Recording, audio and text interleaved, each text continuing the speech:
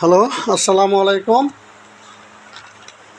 আমি আজ মাস্টার্স যারা পড়ো বা অনার্স মাস্টার্স তাদের জন্য একটা গল্প শেয়ার করব। গল্পটা হচ্ছে আ ফেয়ারওয়েল টু আর্মস। লিখেছেন American noblest, journalist and short story writer Ernest Hemingway. আমরা এই গল্পে উপন্যাসে কয়েকটা চরিত্র দেখতে পাবো, উল্লেখযোগ্য চরিত্র। আমি অল্পতে শেষ করে দেব। একটা হচ্ছে ক্যাথরিন বার্কলি,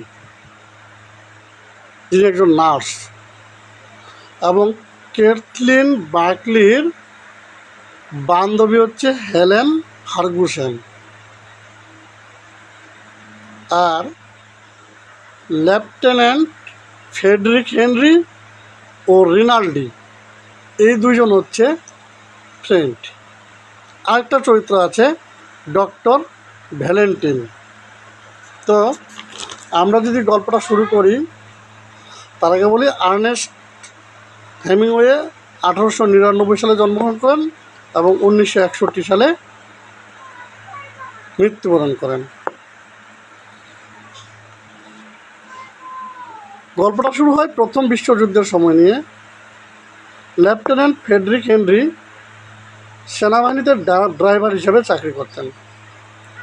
ফ্রেডরিক হেনরির একটা বদ অভ্যাস ছিল অনেকের সাথে অবৈধ শারীরিক সম্পর্ক স্থাপন করা।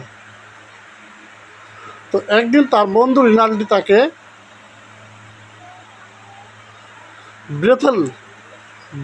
ব্রথেলে নিয়ে যেত। ব্রথেল মানে হচ্ছে যেখানে প্রস্টিটিউটরা কাজ করে, সেই জায়গাতে। তো নিয়ে যাওয়ার পরে ওখানে উনি মাঝে মাঝে যেতেন।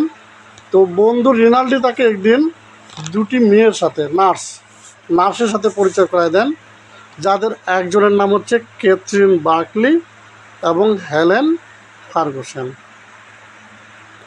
তো ভালো করে খেয়াল করবেন, রিনাল্ডি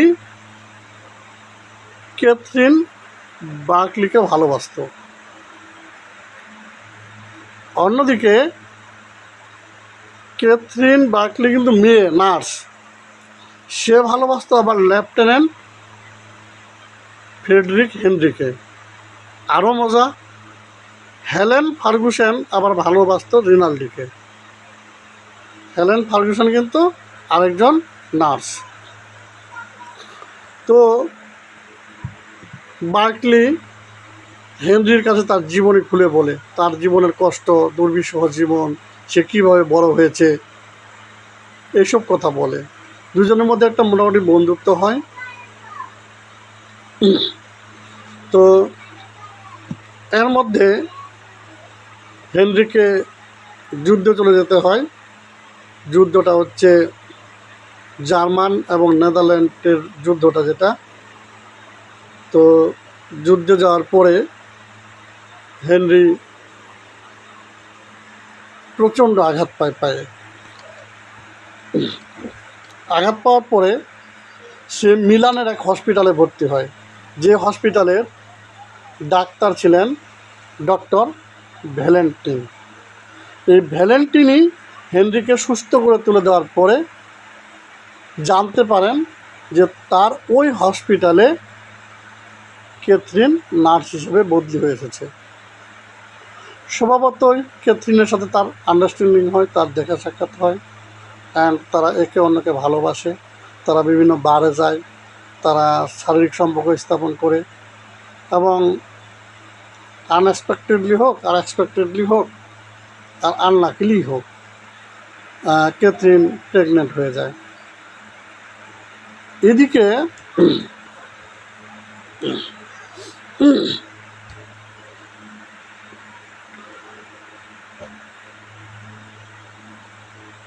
হেনরি যুদ্ধে গিয়ে আবার যখন সে যুদ্ধে যায়, যুদ্ধ থেকে ফিরে আসার পরে সে জার্মানে ফিরে আসার পরে শুনে যে ক্যাথরিন সুইজারল্যান্ডে আছে, এবং সে ক্যাথরিনের কাছে ফিরে যায়। তারপর শুনতে পায় যে ক্যাথরিন প্রেগন্যান্ট।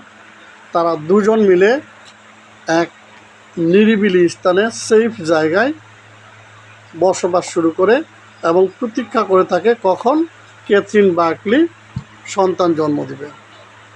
হাসপাতালে যখন ক্যাথরিন বার্কলি যায় তখন ডাক্তার বলে যে বার্কলির অবস্থা খুবই খারাপ, সে নাও বাঁচতে পারে, সন্তান চায় নাকি বাচ্চা চায়।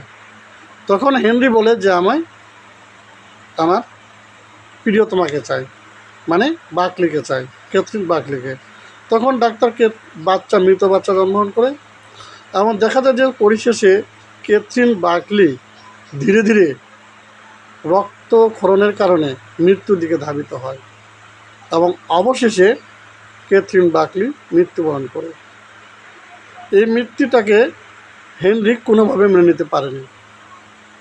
সে প্রচণ্ড শকড হয়, আঘাত পায় এবং সে মনে মনে যখন বার্কলি যখন হেনরির বাহুতে মাথা রেখে মৃত্যুবরণ করে তখন সে মনে মনে যুদ্ধকেও বিদায় জানায়, কারণ এই যুদ্ধে তার অনেক অভিজ্ঞতা রয়েছে। এত বড় করে বলতে গেলে অনেকক্ষণ সময় লাগবে। সবশেষে একটা কথা বলা হয়েছে, it was like saying goodbye to a statue after a while went out and left the hospital and walk back to the hotel in the rain. বৃষ্টিতে ভিজতে ভিজতে লেফটেন্যান্ট ফ্রেডরিক হেনরি শেষ করে, অর্থাৎ চলে যায় এবং এখানে নোবেলের শেষ হয়। আসসালামু আলাইকুম ওয়া রাহমাতুল্লাহ।